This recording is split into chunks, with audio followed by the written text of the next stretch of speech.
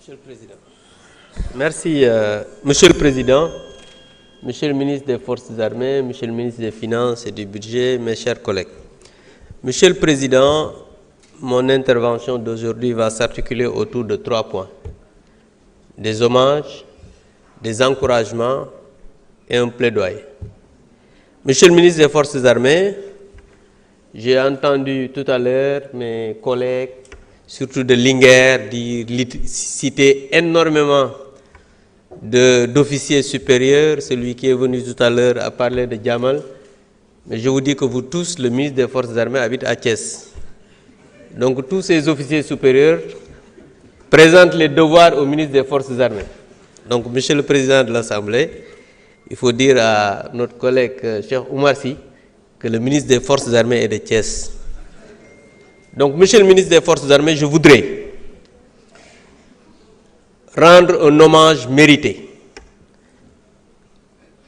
à nos forces armées. Ces hommes et ces femmes qui font de sorte que nous, les politiques, on n'est pas stressés.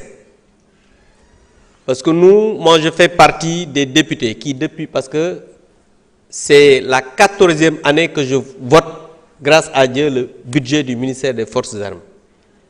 Et j'ai toujours été parmi les députés qui disent qu'on doit voter le budget des Forces armées sans débat. Pas parce qu'on ne doit pas faire un plaidoyer. Pas parce qu'on ne donne pas une ampleur à ce budget. Mais pour moi, c'est pour encourager les forces armées. Parce que ces hommes méritent tous les honneurs. Monsieur le ministre des Forces armées, je voudrais lancer un appel à nous tous de laisser nos forces armées en dehors de nos débats politiques.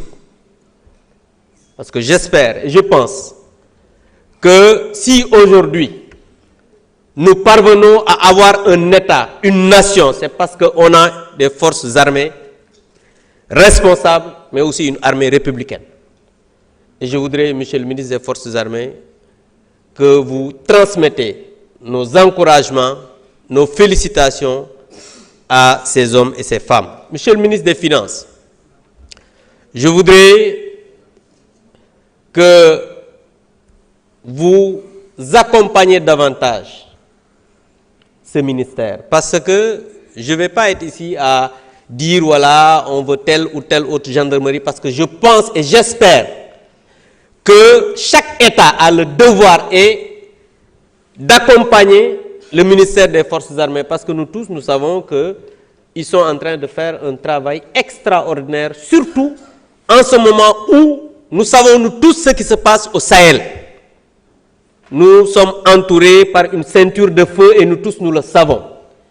Si aujourd'hui, on doit pouvoir continuer à gérer, à avoir une nation responsable, mais aussi une nation en paix, c'est parce qu'on doit continuer à accompagner ces forces armées. Monsieur le ministre des Finances, je pense, et certains de mes collègues, et beaucoup même, l'ont dit, nous devons, nous tous, faire bloc pour accompagner ce ministère. Mais accompagner ce ministère, c'est accompagner le Sénégal. Parce que chaque chef de l'État, chaque président de la République dans ce pays a fait des bons en avant au niveau des forces armées. Parce que nous tous, nous savons qu'aujourd'hui, les forces armées ont davantage, ont des moyens, c'est vrai.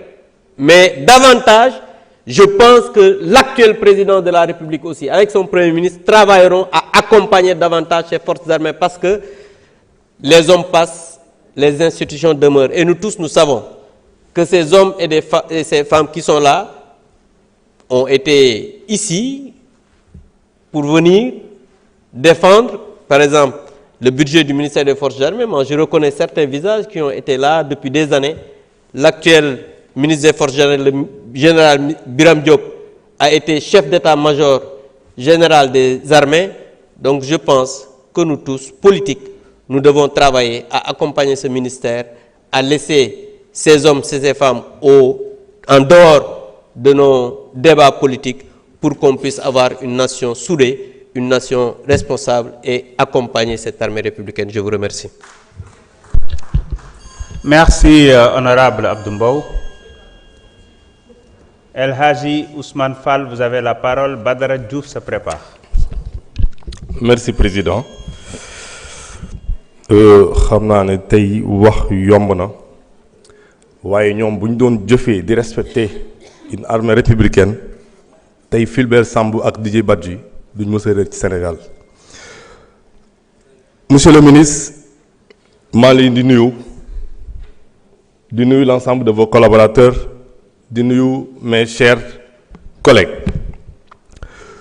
Monsieur le ministre, nous sommes réunis aujourd'hui pour examiner et voter le projet de budget 2026 du ministère des Forces armées, un budget stratégique, un budget de souveraineté, un budget qui touche directement la stabilité et la sécurité de notre nation. En tant que représentants du peuple sénégalais, nous avons le devoir de nous prononcer en toute responsabilité. Permettez-moi d'abord de rendre un hommage solennel à notre armée nationale. Une véritable fierté du Sénégal, Monsieur le ministre. Une armée composée de femmes et d'hommes de haute compétence, dont une grande parmi nos généraux, de nos colonels et de nos officiers supérieurs, comme je l'ai toujours dit, sont sortis majors des plus grandes écoles militaires du monde. Ce niveau d'excellence prouve que nous disposons ici au Sénégal de ressources humaines capables de protéger efficacement notre territoire, nos institutions et nos populations. Cette compétence exceptionnelle, ce professionnalisme reconnu, justifie pleinement la confiance que nous mettons dans notre propre armée et non dans une armée étrangère pour assurer la sécurité de nos concitoyens. Oui, Monsieur le ministre, nous sommes fiers de vous. Oui, vous êtes une armée républicaine, comme l'a dit récemment le Premier ministre Ousmane Sonko. Ce budget 2026 que nous examinons aujourd'hui vise justement à renforcer vos capacités opérationnelles, à moderniser vos équipements, à améliorer les conditions de vie et de travail de nos soldats et à consolider l'indépendance stratégique du Sénégal. C'est un investissement dans notre souveraineté, dans notre paix, dans notre avenir. Cependant, Monsieur le ministre, l'hommage ne doit pas nous empêcher d'aborder avec lucidité ce qui pose problème. Deux de nos militaires, Fulbert Sambou et Didier Badji, sont portés soi-disant disparus depuis 2023. Et l'absence de communication immédiate de la part de l'institution n'honore pas l'image d'exemplarité à laquelle notre armée nous a habitués. Dans une république moderne, la transparence envers le peuple est une exigence non négociable. Nous devons donc encourager une communication plus prompte, plus claire et plus responsable, surtout en matière de sécurité nationale. De même, je tiens à rappeler avec fermeté un principe essentiel, Monsieur le ministre. L'armée ne doit pas se mêler de la politique. Jamais. Sa force, son prestige et sa légitimité reposent précisément sur sa neutralité, sur son ancrage républicain, sur son engagement exclusif au service de la nation et non au service d'intérêts partisans. Chers collègues, en votant ce budget 2026, nous faisons le choix de soutenir une armée forte, moderne, souveraine et exemplaire. Nous faisons le choix de protéger notre pays et de renforcer la confiance entre la nation et ceux qui portent l'uniforme. Que vive notre armée nationale, que vive notre République et que vive un Sénégal juste, prospère et juste. Monsieur le ministre, fu may daanale Colobane laa dëkk. Colobane dafa am benn poste de santé bu fa nekk au niveau de la gendarmerie. Ñun ñëpp man mii fa lay fajoo sama njaboot di fa lay fajoo donc ñu bëgg bu dee mën nañu relever plateau médical bi ci centre boobu vraiment dina ci doon lu baax maa leen di jaajëfal merci. Jërëjëf honorable Badara Diouf, vous avez la parole. Bantawage se prépare. C'est bon pour vous retirer, ok. Insa Dafa se prépare. Monsieur le Président, Monsieur le Ministre des Finances.